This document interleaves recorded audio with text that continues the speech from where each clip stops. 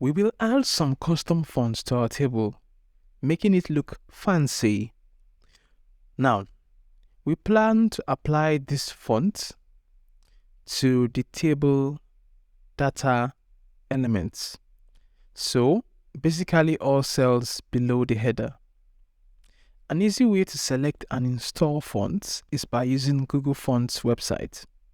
We can choose a wide variety of fonts. You can always play around here later and see what you like.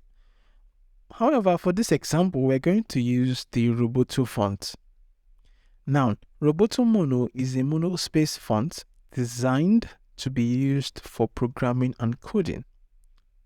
It's easy to read and look at in summary.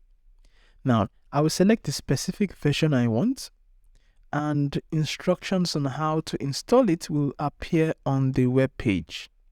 And all you have to do is copy and paste this in the right places in your code. Firstly, we copy the link to be inserted in the head tag, and we paste it there.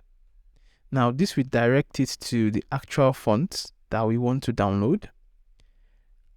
At the moment, our fonts haven't changed because we haven't applied it in the CSS. We will have to specify the font family for the table data elements, and to do that, we copy the rules from the site and paste them in our CSS code. In this case, the rule is telling it to use the Roboto Mono font, and if the user's device doesn't have that font installed, it will fall back to the default monospace font. Now, we can see the table looks different and quite lovely.